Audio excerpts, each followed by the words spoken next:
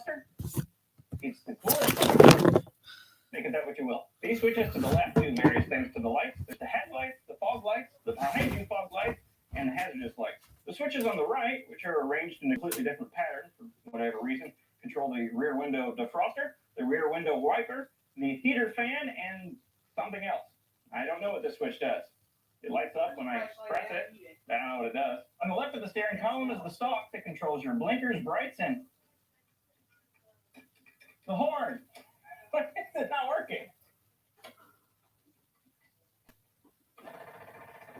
It's not working. Oh, there it goes. The stalk on the right controls the wipers. As I already mentioned, there's no airbags in here, but at the very least, you have a nice soft rubber pad in the middle of the steering wheel. I mean, your head's going to collide with the rim of the wheel long before it hits this soft rubber pad, but it's the thought that counts. They could have put a spike coming out of the middle of the wheel. That'd be worse. The front seats are, well, they're front seats. I don't know if they're correct for the Reliant Robin, but they seem to fit, aside from this chunk of wood that's propping up the seat cushion. Robins are supposed to have a back seat. Mine does not.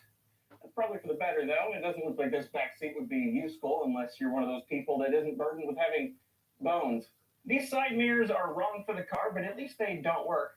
I was told by the guy that sold me this car that all I have to do to make these mirrors work is to reach out the window and angle them up slightly so I can see out of them. But if I do that, all I see is my arm. So that device was about as useful as these mirrors. Here's the door panel. And yes, these doors do not have detents in them. And the only thing keeping the door from opening too far is a leather strap. The back of the car is surprisingly spacious. That's partly because there's no back seats in here like there should be, but I'm still impressed. There is no spare tire in the spare tire well because spare is too big, and there's currently no speakers in the car because when Mr. Funkmaster had this car, there was a built-in box back here that was spanning about this space. They had like 20 speakers, a couple amps, and 15 subwoofers or something, and he removed it, which I'm thankful because this is totally the wrong sort of car for that sort of setup. I mean, I'd argue that any car is the wrong sort of car for that many speakers, but that's just like my opinion, man. And that's pretty much it. There we go. Pretty simple car, if you can call it a car. Now, like I've said many times, this whole thing is made out of fiberglass, the whole body, which makes it very light. This whole car, engine and everything, weighs under 1,000 pounds, just under 1,000 pounds. That's 450 kilograms if you come from the land where pounds means money, and Reliant Robin means local production. And I think that's the end of the tour. I should know, I scripted this whole video. Let's take this thing for a drive now. I'll start with the subjective. I love driving this thing. It makes me happy. And if you would say, look at this car, I've been driving around every chance I can possibly get. Been going to get groceries in it, chicken food, parts, whatever. I've been driving it around as much as possible. Why wouldn't I? Got a throaty little engine sitting right here, basically hugging my leg. Got a direct and notchy gear change with the stick going straight from the transmission down here. Gives me all those old car feels and sounds that I like, despite not being that old of a car. Everyone else on the road loves it because it's small, adorable, and it has one less wheels than the car they're driving. And it has a top speed of 85 miles an hour, so I can drive it basically anywhere. I can take it on city streets. I'll make some. I can take it on the highway. I can even take it on the interstate if I'm feeling especially brave. Although I do have to admit the engine's a little weak, so I have trouble going up hills. And I try not to go above 65 miles an hour because above that speed, the engine starts getting a little buzzy. But those are really minor complaints. And when I'm driving cars like this, I like to see myself as sort of a caretaker as well as the driver. Now, if I can toss subjectivity to the side for a moment, try to view the driving experience of this car from a normal person's perspective. This thing is terrible to drive. For starters, it has the wonderful combination of being narrower than most cars and mid-engine. So I'm sitting here in the driver's seat crammed between the door and the engine hump. The engine hump has very little in the way of insulation. Basically, all you get is the carpet that's around it. So it's about as hot and loud as a volcano during mating season. My feet come to a point in the footwell. There's very little in the way of safety devices, and I'm in near constant danger of the door becoming the new bottom of the car. Now, naturally, I consider all of these things a bonus because, well, they add character and entertainment value while I'm driving, but to the average person, I imagine these aren't exactly bonuses, and they would make it a terrible driving experience. Let's talk of it because I'm on antidepressants. And a robin has more of it than you would think. You know that episode of Top Gear with the tumbling robins? Yes, it was hilarious, but it was also a bit misleading. Robins don't tip over quite that easily. Whee! The cars they used to make that episode were modified. They fitted 2 different sized wheels to the rear axle, welded the rear differential, and added a lot of extra weight to the driver's side for extra flippiness. As far as how they made that one do a wheelie, I don't really know. They must have added an elephant to the trunk because as it sits, there's really no weight behind the rear axle at all, except maybe the gas tank. The engine's all the way up there. In reality, the Robin doesn't flip over quite as easily as they made it look. Whee! Obviously, it's not difficult. I mean, just look at it. Front wheel's like a friggin' teeter-totter. But it's not comically easy either. The steering is fairly heavy, and the live rear axle has a pretty hefty anti-roll bar given the size of the car. And it has an open differential, which is helpful because if you get the car up on 2 wheels, all the engine power will be sent to the free spinning wheel that's not on the ground, and the car slows down and settles back down, which is something that I actually experienced. I took a corner just a wee bit too hot, got it up on 2 wheels, and the free spinning inside wheel went and the car slowed down because there was no power being sent to the ground, and I was basically saved by the open differential. Would have been saved if I didn't take the corner too fast, but whatever. The car saved me. The reality is, I'm constantly aware of the tipping hazard, not constantly afraid of it, and that's kind of the difference. Yeah, so that's pretty much it. I have a Robin now. As far as plans go, I don't really have many plans for this thing. It's not the best cosmetic shape. There's quite a bit of cracking around the gel coats, and the interior is a little bit shabby. So maybe I'll tinker with it and improve on it in the future. Regardless of what I do with this thing, I'm going to have a blast with it. It's in pretty good mechanical shape, so I don't have to worry about that for at least a little while.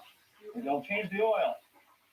I don't know. I'm going to have a hoot with it, and I'll probably get up to some antics like testing how easy it is to roll a Robin, or at least get it up on 2 wheels. So anyway, thanks for watching. I have a light Robin. I'll see you in the next video.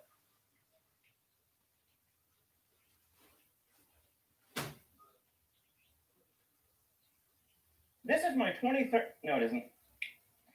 my 2013 WeGo Life.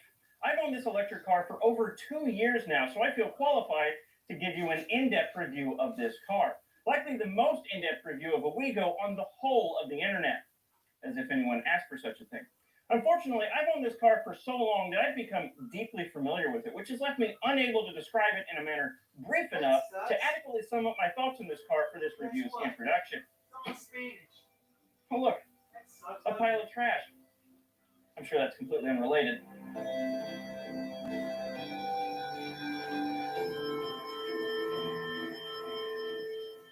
No comprehensive review would be complete without the basic specs of the car, so here's that. The battery pack is a 115-volt, 30-kilowatt-hour pack made up of 36 lithium iron phosphate cells from which the car derives its life name, for lithium iron.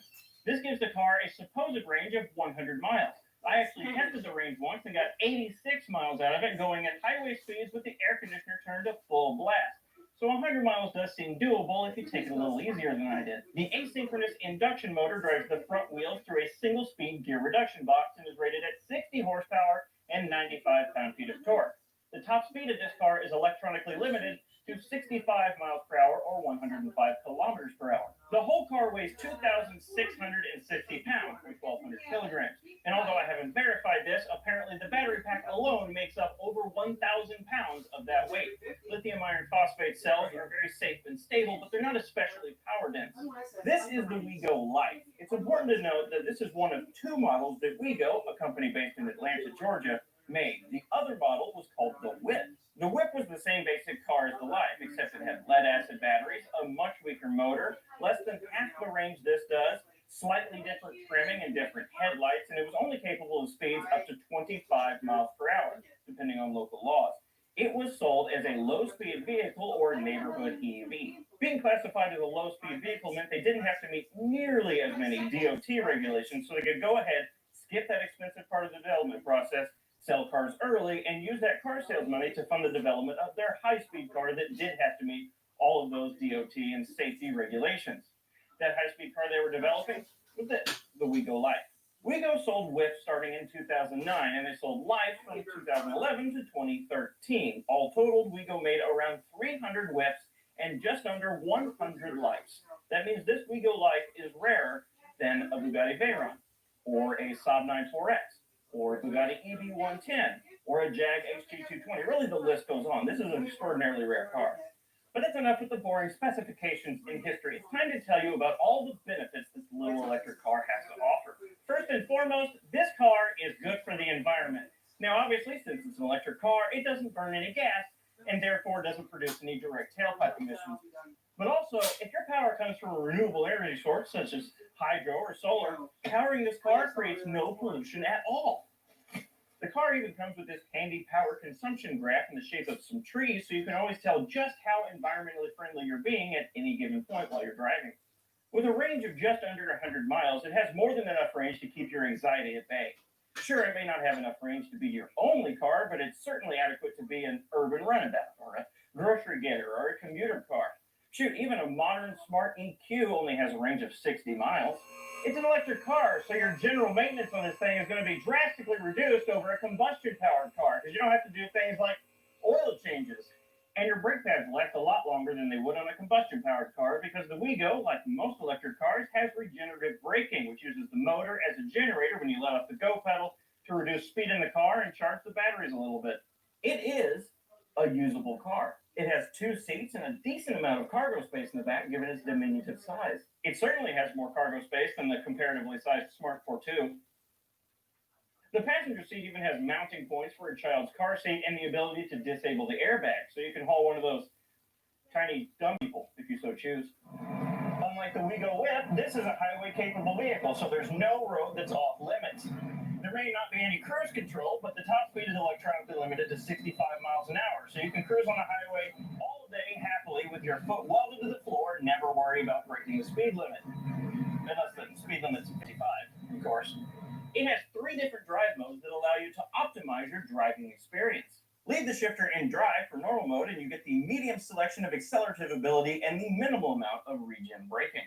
Pressing the eco button to the right of the shifter to activate economy mode and you get slightly reduced accelerative ability and maximized regen to prolong the life of your battery. Put the shifter 1 notch down into S for sport mode and you get maximized accelerative ability and minimal regen braking. But hang on, I'm not done. Unlike most other cars, the Wigo can be in sport mode and eco mode at the same time. It's just a matter of putting the shifter into the S position while having the eco button pressed in. This gives the car maximized acceleration and maximized regen. And since I like both of those things to be maximized, this is how I choose to drive my Wigo most of the time. It has such modern conveniences as air conditioning, AM/FM radio, power windows, power mirrors, power locks with remote entry, tire pressure monitoring, and a digital dash that shows you the amp draw or gain on the battery, the state of charge, the battery voltage, your current power consumption, and your current speed. It has safety features like dual airbags, anti-lock brakes, and 4-wheel disc brakes. Overall, the Wigo is a usable electric city car with adequate range and enough features to keep the average car buyer satisfied in daily use. It's an interesting prospect on paper. It's just too bad the whole car is an atrocious pile of garbage and easily the worst new production car sold in the United States in the past decade, maybe even the past 2 decades. Allow me to explain. Let's start with the origins of the car's body. Wigo was a small cash-strapped car maker. They didn't have the resources to design and build an entire car from scratch. So they bought the body shell from an existing car manufacturer, much like Tesla did with the original Roadster when they bought the body shell from Lotus. Now, this can be a fine approach, but the manufacturer Wigo bought from was Chinese car maker Shuanghuan, and the body they picked was that of the Shuanghuan Noble, a car known the world over for being a Chinese copy of this, a first-generation Smart 4.2.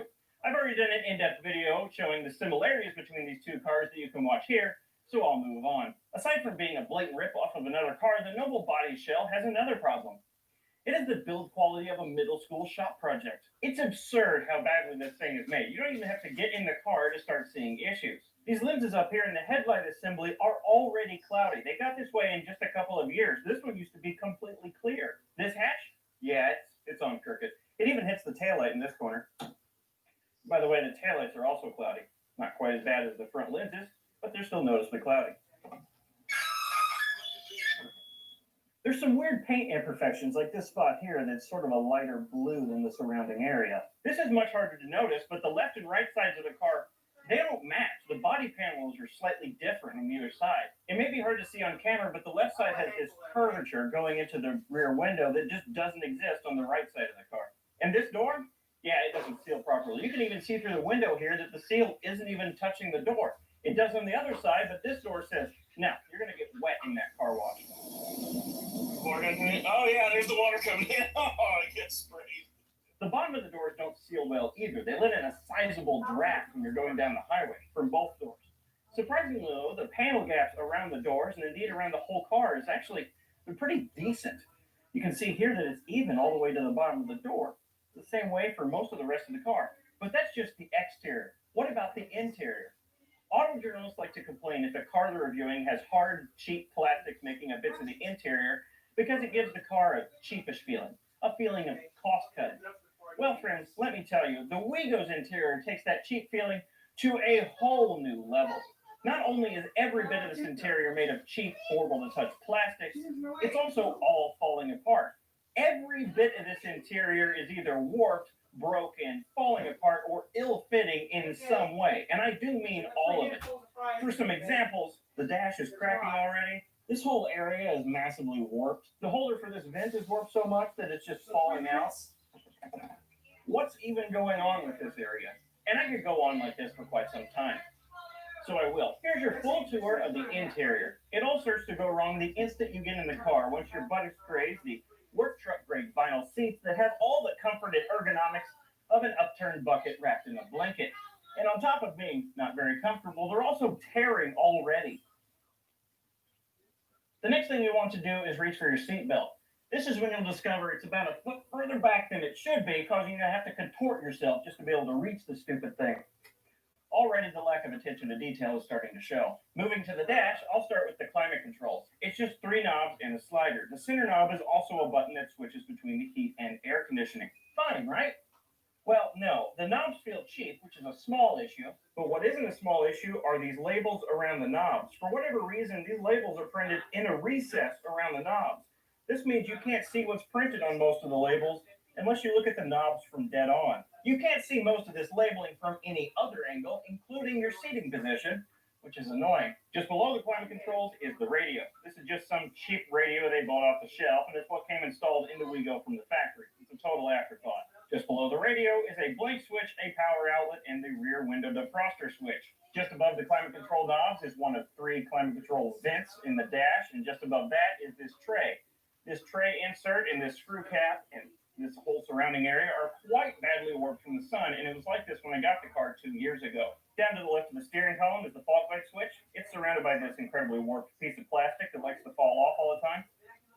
The Wigo does not have a glove box, but it does have this nice curved piece of plastic that is completely hollow and serves no purpose other than to ape the appearance of the dash in the smart car.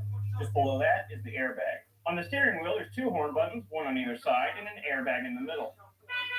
The stalk to the left of the wheel controls the blinkers and the lights.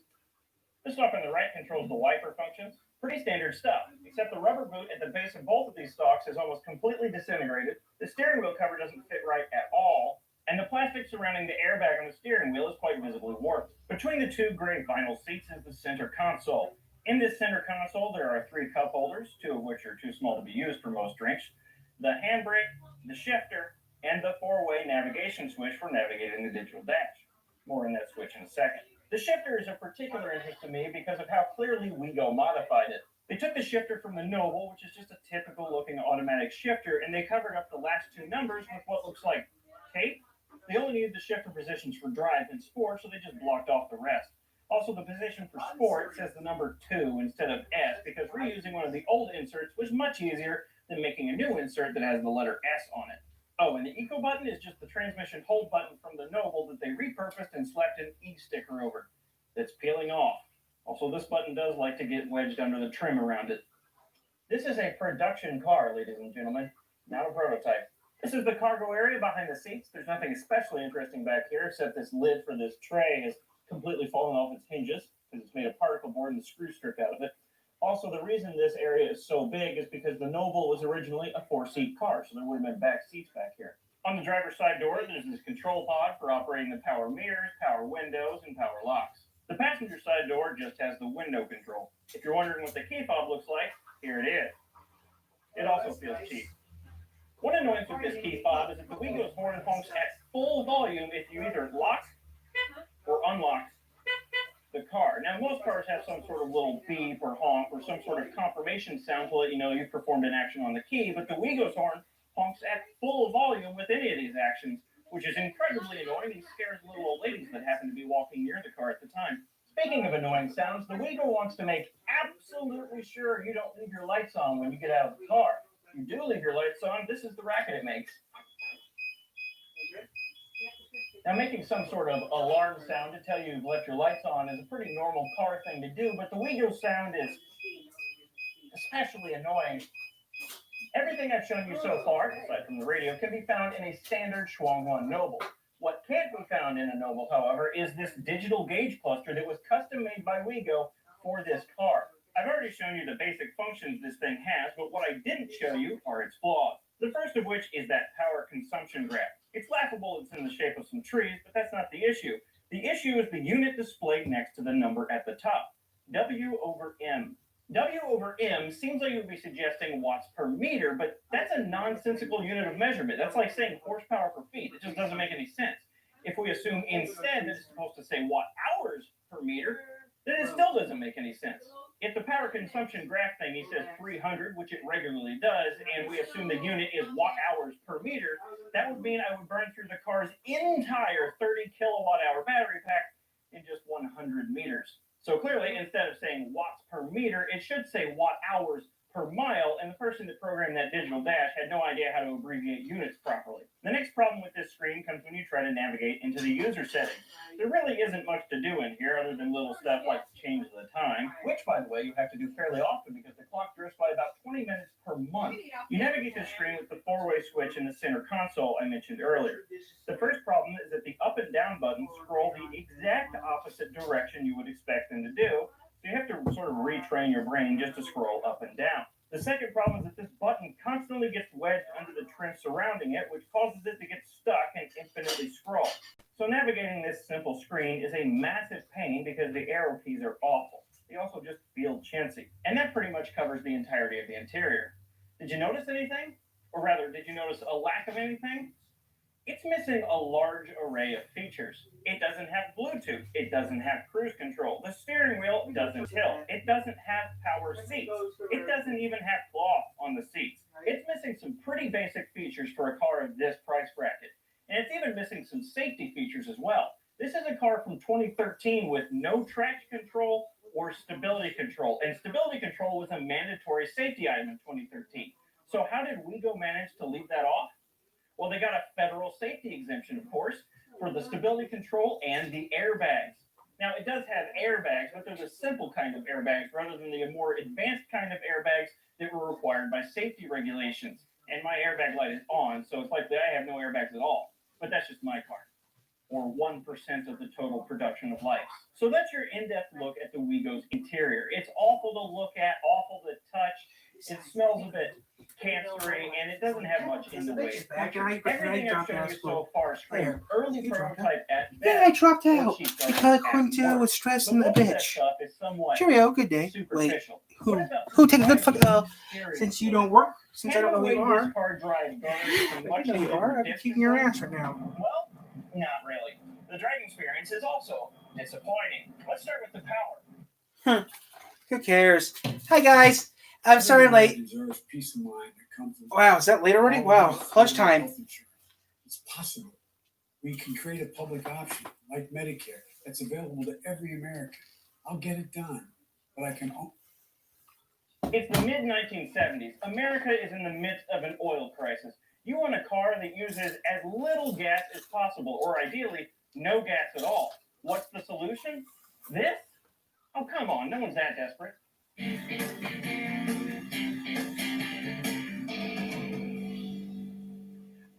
I've seen those recently. 1975 city car. It's an electric car made by Sebring Vanguard in Sebring, Florida. It has a 3.5 horsepower brushed DC electric motor, a top speed of about 35 miles an hour, give or take, a welded aluminum frame, a body made of ABS plastic, and it in no BL, way Top Gear, cheddar. YouTube. These cars were also made with a 2.5 horsepower or a 6 horsepower electric motor, depending on.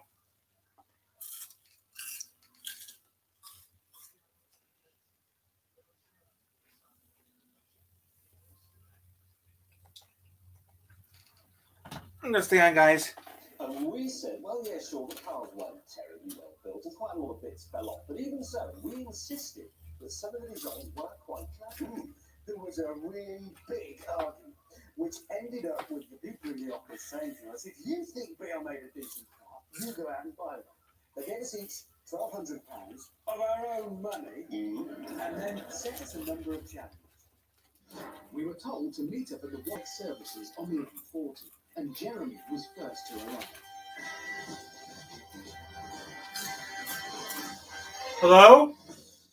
Hello? Is what I bought.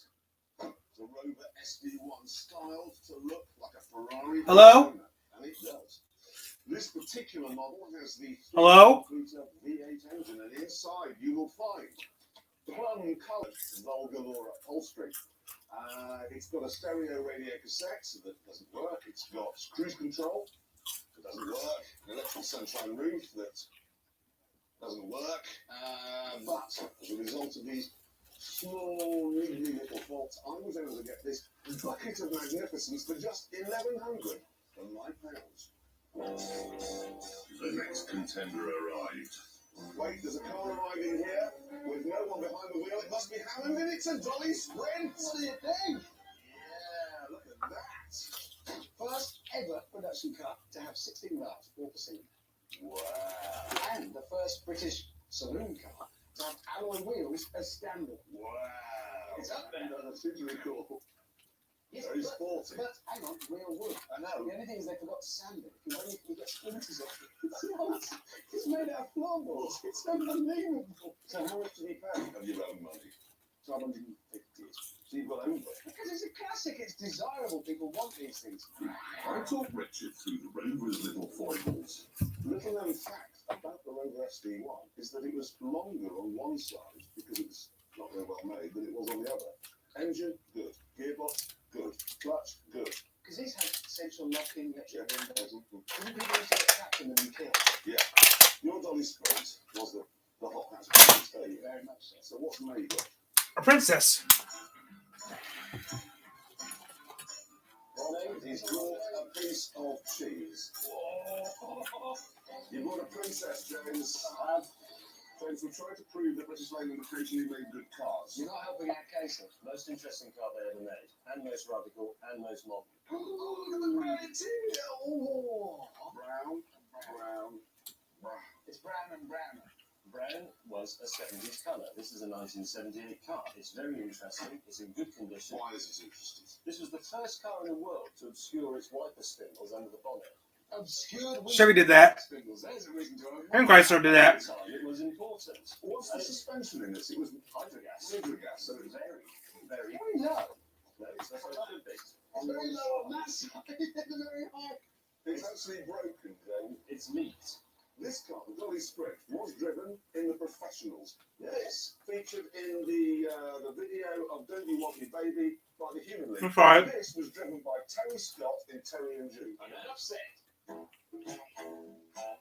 Now, at this point, we normally receive our challenge, but spitefully, the production team said we had to drive 40 miles to go and get it.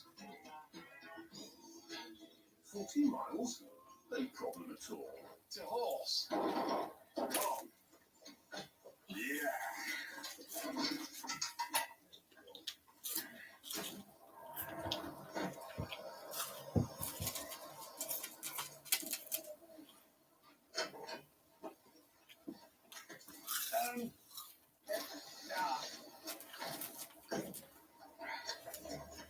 The key won't turn in my ignition. Man doesn't start at all.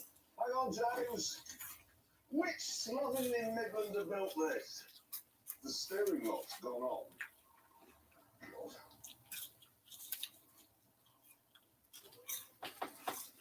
I like it here. It's a shame to move on from such a glorious It's a lovely morning. I'm just letting my engine breathe. Gets me out. Eventually, the Rover squeaked into life.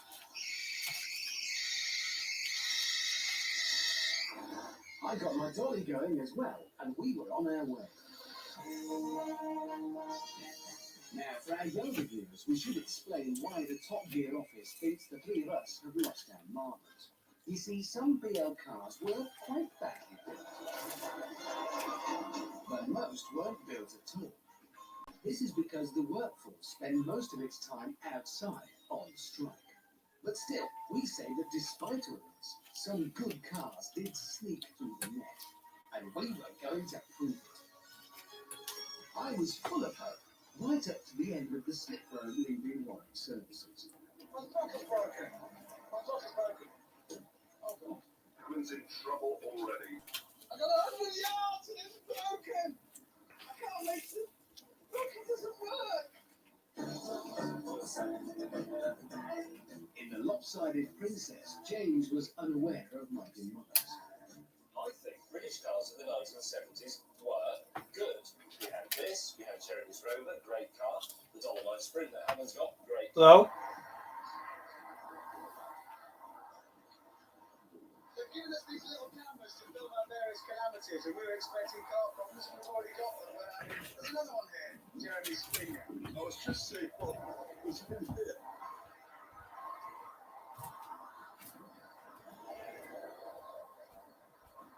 Is anyone got any butter? With some AA wire and some AA lure pack, Jeremy and I were soon on our way.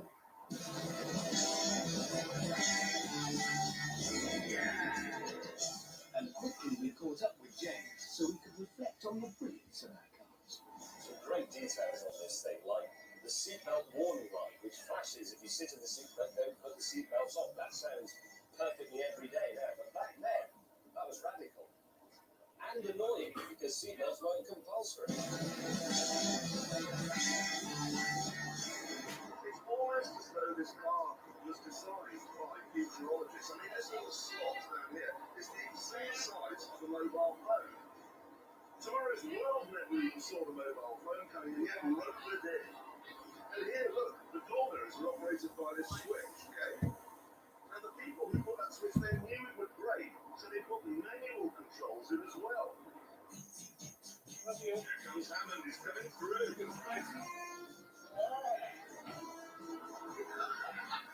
It's noise it's making. It's biblical. I shall now engage my fully functioning overdrive by pressing this button. Nothing's happened. To get our first challenge, we've been told to go to the old Morris factory in Oxford. Unfortunately, when we got there, we found the car now belongs to BMW, who told us to go away. So we were told to go to the old Austin factory in Longbridge.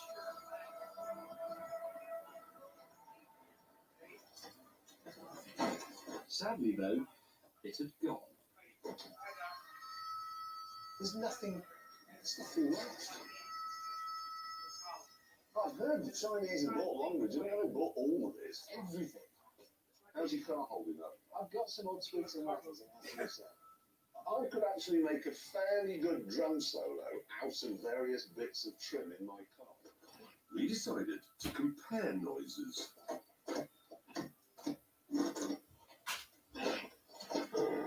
And before you knew it,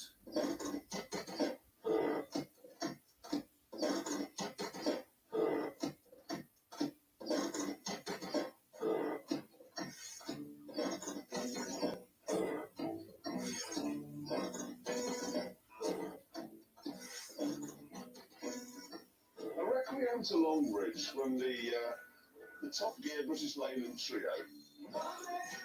It's got something. it was time to move on.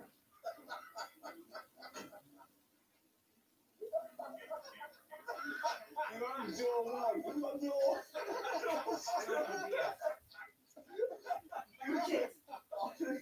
It's come back to Longbridge.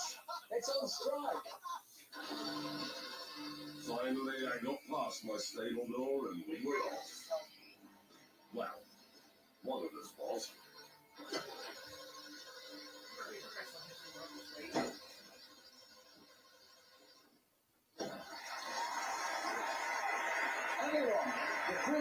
We've spent £1,200 of our own money on 3 BL cars in a bid to show that the old British warhorse did occasionally get some things right. Yes, and the producers of the show were keen to demonstrate that they never got anything right at all, so they came up with a series of challenges. Yeah, and for everyone we passed, we'd win money back towards the cost of the car. Yes, so full of enthusiasm, we were sent to the Myra test track, top secret place. It's where the motor industry tests all its secret new models. It's just outside Nuneaton on the A5 between Hinckley and Atherstone. Just before the A444. If you get to Fenny Drayton, you've gone too far. You need to back up. This is it, an automotive torture chamber. An endless series of twists, bumps and corners designed to find weaknesses in cars. We would begin with timed laps on the handling circuit. And to spice things up, we'd have to beat a time set by the stick in a Datsun 120Y. This was the little Japanese car that showed our dads they didn't have to have a flaky Austin 1100 that broke down all the time.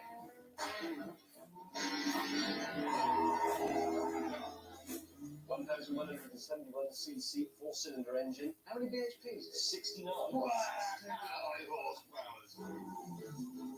Have you seen the Cold War? The Britain echoed to the sound of his car started, then along came that. It showed the world cars could be reliable. Reliability is so easy. Here it comes now. He's coming up to the chicken yard. All locked up. Terrible brakes. And across the line in 1 minute 11. 1 minute 11 seconds. Yes. With nearly twice the horsepower of the Datsun, 0 to 60 in 8.7 seconds, and double wishbone suspension, I would destroy the Datsun's turbo. My washing machine moves around the kitchen faster than that. Come on, little fella. Richard, it's for you, it's for triumph, it's for British raiders, it's for Britain. Here we go. This is where the sophisticated suspension will help him. Will not help him. That's the slowest I've ever seen a car move.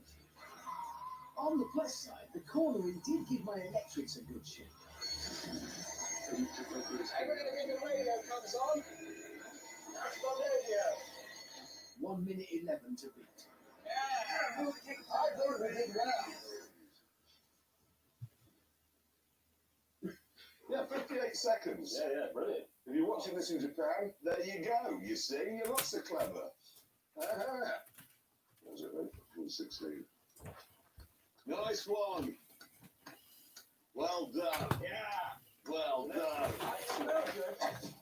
Now, let's see if we can give the Datsun another thrashing with some Rover V8 muscle.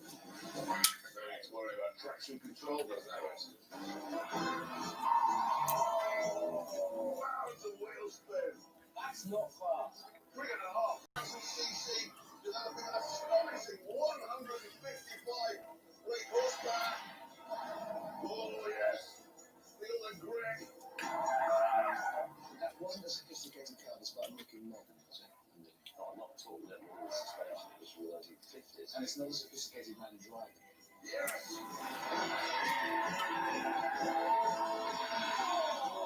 What was that? A lot of grass. A lot of grass. Does it sound good, though? Well, no, it sounds terrible. Crossing the line. Unfortunately, Got smoke.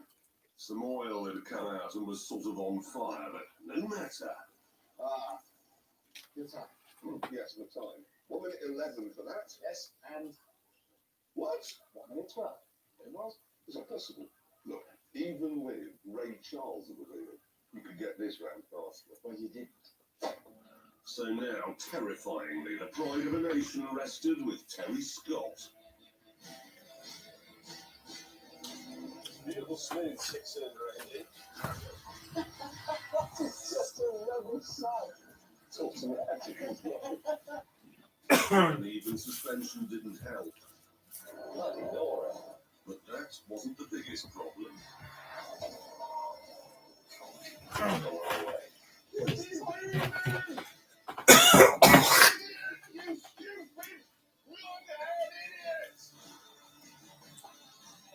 think it would have affected the time too badly. It was never going to be good, but...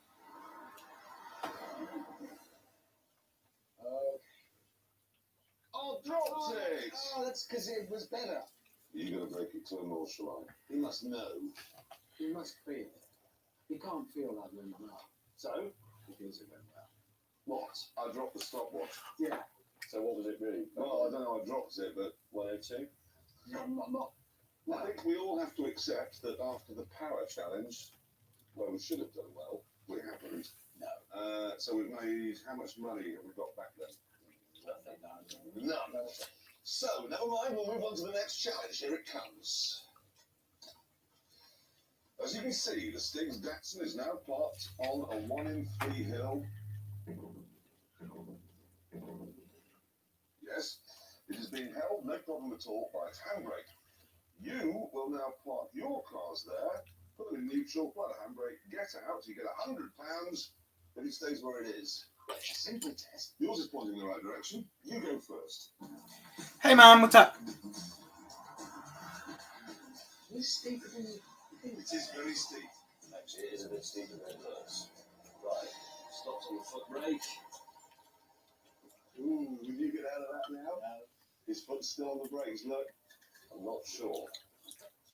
What's she doing? That's the quickest I've ever seen him move. How's that?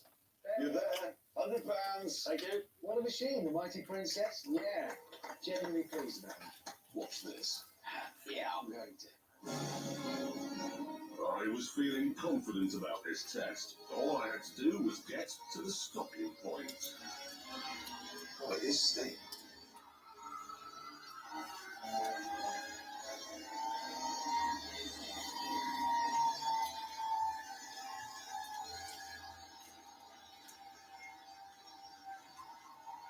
I've never seen that before. Happily, the wheel spin generated so much smoke, the car was hidden from view. I therefore claimed I'd done it, and then it was Hammond's turn. There he is, parked. Oh, that's not working for me at all. He puts his arms out. Okay. That's not gone well. Sorry. Sorry, that's gone badly wrong. It's going to come off. Having failed the handbrake test, he's knocking down the sign warning him how steep the hill is. Still, every cloud and all that. Good test of how fast it goes backwards with a handbrake on. So, we tested the performance and the handbrakes, and now it's time to look at ride comfort. Thank you very much. Okay. So, Tyler, nice to meet you, Jeremy, James, and Richard. So, oh, this here. Jeremy, James, and Richard. Nice to meet all of you. What do you mean? You're Richard, you're James, you're Jeremy. Car was like laughing at us. Each gram of egg left in the colander at the end equals £10 paid into your bill. This is a well-known industry egg test. Who thinks of this stuff? There's no egg cap rating, is there, for new cars? You're an egg cat. We also learned that we lose money for any pieces of trim that are dislodged by the savage cobbles on Miner's rough road. Here it comes. Yep. Got egg in my eye, got egg on the wheel. It's a warm day as well, let's be honest. Oh, the club boss has got the radio panel. Look at that suspension working away. How's he looking? It was like a spotty almost crashed into the back of her head. Same to you. I'm covered in eggs. Where's your colander? Above my head. Where the hell did you think it was? Could have been worse. Not much. Well, no, there's how many were there? 5 eggs. There's a bit left in the bottom. The only thing that slightly worries me looking at you Is that one of my eyes is welded together with egg? no, that's not worry at all, no. This is the most comfortable car here. Yes, it is. Which meant that with my sports suspension, I was likely to become a human onward. Right here. Accelerator. 12 an hour.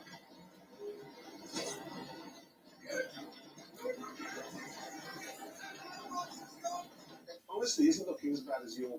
It is now looking as bad as your car. It's going down my neck.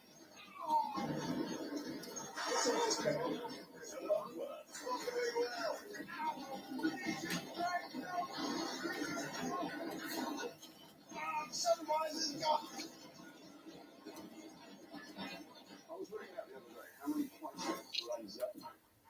I mean, plastics like stairway. Oh dear. It wasn't even worth measuring the egg risk because I'd lost so much money for bits falling off. Get a box in there. Oh, and this funny thing. Oh, that's three. Three. This, 4. And that. 5. Technically that. 6. I fired up the rover. It does that. I've got more on the front. What's Yeah, that? because mine was, they could only mount it on, because I have to sit further forwards than you because I'm short. That's what it is.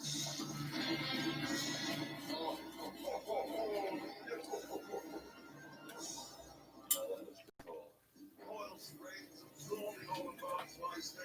There's a lot of weight on the spin table.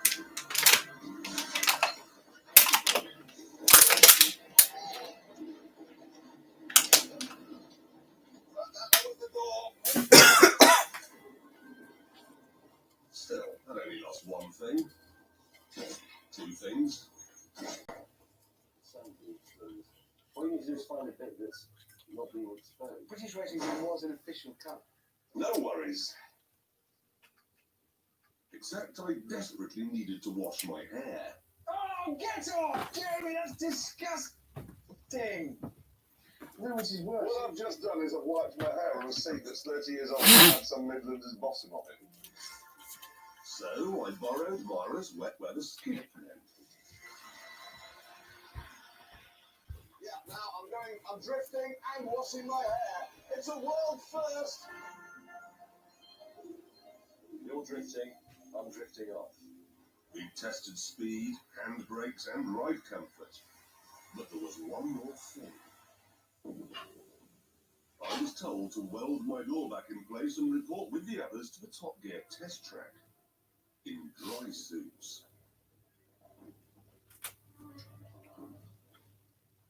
My doesn't fit. Oh, stop moaning. It doesn't fit. Just pull it. There you go. Oh, it's like watching it give birth to a thing. We were given the challenge. What? Your cars will now be filled to the brim with water and then you'll drive round the track. That explains it. How will you read? It doesn't say. It says when the water level drops below the bottom of the steering wheel, you will stop. The person who covers the greatest distance is the winner. Yeah, the water will come out of all the panels that don't fit properly. Yeah. So the quicker the water comes out, the less well made it is. And So it's the speed side of it as well. Because water can be gushing out. You've got a really fast car, you'll go miles. Actually, it's quite a thorough test because it tests performance and build quality for the water that comes. It's pretty thorough. It does say you go first. So off you go. so yeah. See you. You go first. You're going to be the first person ever to drive a car underwater. He's making it up. The cars would be filled by fire trucks, and to make sure they didn't leak so badly that they couldn't be filled with water, the doors were sealed with gaffer tape. We couldn't use warm water. It's freezing. Oh, there's 30 odd years worth of